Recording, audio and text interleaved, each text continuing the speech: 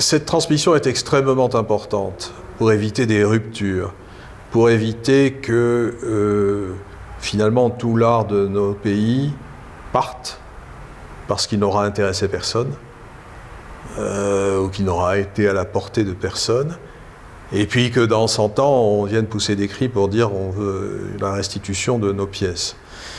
Bien qu'il n'y ait pas de parallèle à faire, de parallèle immédiat à faire par rapport aux œuvres d'art qui ont été pillées en période coloniale, c'est un contexte complètement différent.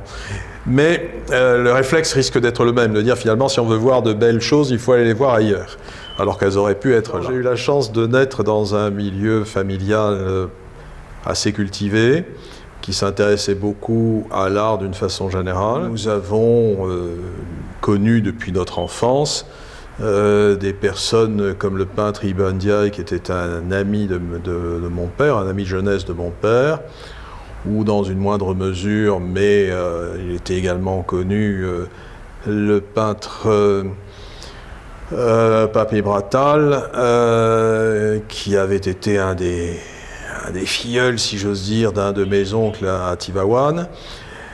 Et donc j'ai été intéressé, alors que j'étais encore tout petit garçon, à des expositions, le Festival mondial des arts nègres, l'exposition Picasso, etc.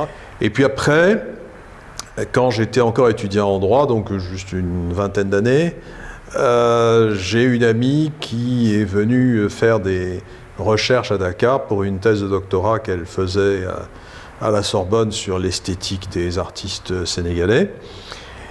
Et c'est une amie qui est antillaise, mais qui avait vécu au Sénégal toute son enfance, et qui m'a entraîné avec elle à aller visiter tous les ateliers d'artistes, à aller visiter en particulier le village des arts qui se trouvait à l'époque là sur l'avenue Pétavin.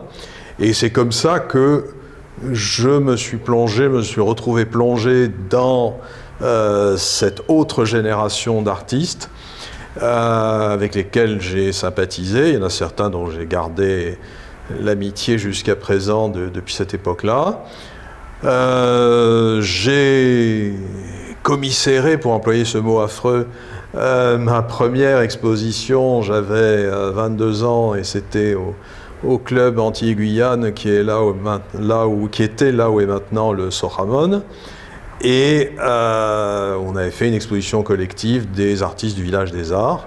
Certains continuent à mettre cela dans leur CV, ce qui m'amuse toujours beaucoup. Et c'est comme ça que les choses ont été lancées. Alors, mon rapport avec les artistes contemporains sénégalais a été tout de suite très clair. Je ne suis pas milliardaire. Je n'ai pas nécessairement les moyens de jouer au mécène, mais très tôt, ce que j'ai établi avec les artistes et que j'ai maintenu jusqu'à présent, c'était premièrement que je pouvais, par mon métier d'avocat d'affaires, les aider à trouver des sponsors pour organiser leurs événements, leurs publications, etc. Deuxièmement, que je pouvais écrire pour eux des textes parce que j'écris assez facilement, donc je pouvais écrire des textes pour des catalogues, les aider à mettre en forme des publications ou des choses comme ça, bénévolement. Et la troisième chose, parce que je me suis rendu compte très vite qu'ils manquaient tous de formalisme sur un plan juridique, que je les assisterais juridiquement, gratuitement, pour pouvoir leur permettre d'avoir un conseil, une assistance pour pouvoir rédiger leur contrat, envisager éventuellement ce qu'il devait advenir de leur création, etc., etc. Et donc, dans la mesure où je n'ai pas eu un rapport économique avec les artistes, parce que je n'ai jamais cherché ni à vendre, ni à percevoir des commissions, ni rien du tout, dans la mesure où si une œuvre me plaisait, je l'achetais, si j'en avais les moyens.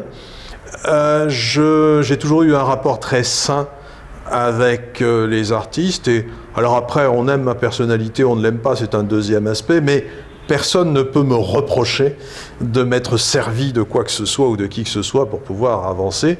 Et c'est ce qui explique que je je mène ma petite vie tranquille dans ce monde artistique sans avoir jamais eu d'incident quelconque. Alors après, j'ai été amené à participer au jury du Grand Prix du Président de la République pour les arts. J'ai été amené à présider la Biennale de l'an 2000. J'ai eu à siéger dans différents comités, etc. Ce qui était une autre façon de m'intéresser à toutes ces questions. J'ai une approche qui n'est pas toujours très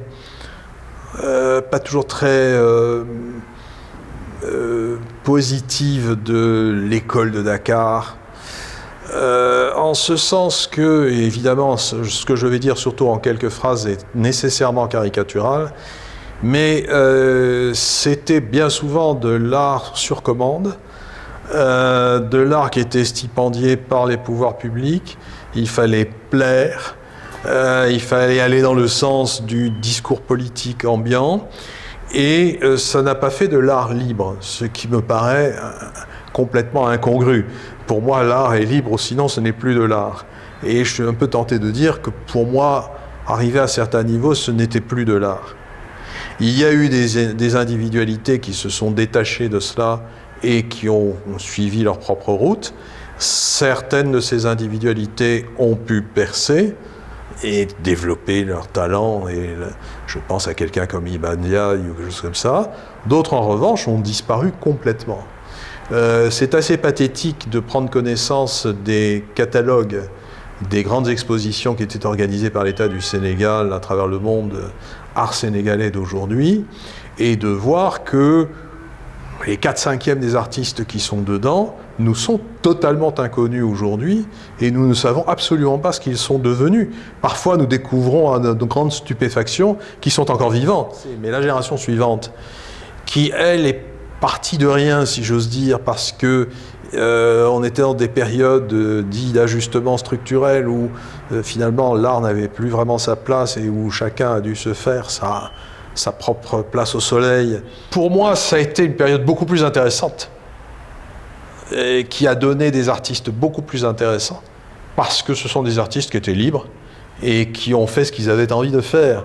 Il y a eu quelques passeurs, parmi lesquels quelqu'un comme Joe Wakam, que j'ai eu du mal à comprendre. C'est quelqu'un avec qui j'avais des rapports courtois, mais assez distanciés, et j'ai mis beaucoup de temps pour arriver à percevoir le rôle qui avait été le sien, notamment dans ce passage de la première génération à la deuxième génération, je parle de post-indépendance, pour leur permettre de comprendre que l'art devait être libre, ce qui était son credo absolu.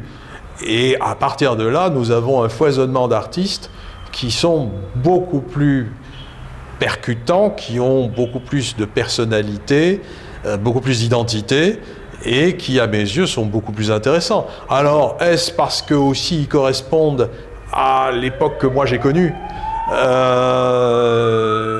et est-ce que je peux dire aussi que c'est parce que je les ai approchés que je suis en mesure de mieux les apprécier?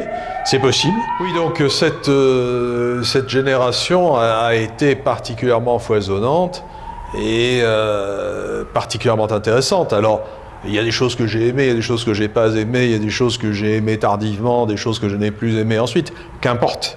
L'essentiel, c'est qu'il s'est créé des choses et qu'il s'est fait des choses et qu'il y a eu des recherches un peu dans tous les sens, qu'il y a eu une véritable ouverture au monde et à l'internationalisme. On a arrêté de s'enfermer derrière des grilles et des codes d'identité prétendus où on s'exprimait tel qu'on avait envie de s'exprimer.